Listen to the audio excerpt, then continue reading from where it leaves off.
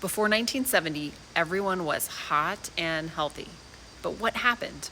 Follow me down this rabbit hole and find out why people at the beach used to look like this. Here are some comparison pictures to the current trends. A group of high school students posing for the camera in 1973, here's what they looked like. Here's a group of people walking, all trim, and I know what you're about to say. Everyone was smoking themselves thin or on diet pills, and that's just not accurate. Charlie's Angels were another example of what people looked like then. Food has changed since then. In fact, everyone has 17% more body fat than they did the year I was born in 1974. Portions were much smaller. People generally ate at home. You only ate French fries once or twice a year, and one of those times was when you went downtown to go school shopping. You may have drank Coca-Cola at home because your dad brought it home one time around the holidays. What changed? The most unhealthy foods became the cheapest. And that drove people to consume more of them. As many people started gaining weight, they would go to their doctor. Mainstream medicine moved from let's address diet and lifestyle to don't worry, there's a pill for that.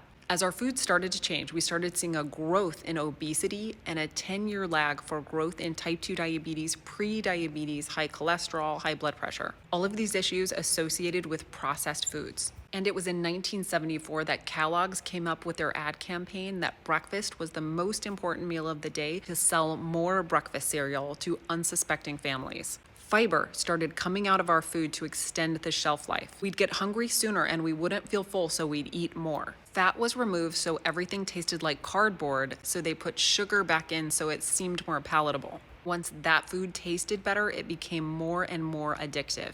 They started adding carbohydrates to everything. With fiber stripped out and sugar being added, people started to look more like this. But you're wondering what we do about it now. One of the hacks is to add fiber back into our diet and take the sugar back out. The amount of fiber that you need each day is the equivalent to 5 apples or 6 cups of broccoli, 2 cups of black beans. And if you have trouble with that, as I often do, there are some ways to supplement and stay focused on fiber. And when you do eat, choose proteins and fats, food that existed 100 years ago, and minimize your intake of processed foods completely and reduce your carbohydrate and sugar intake. That's a way without meds that we can return to being hot and healthy.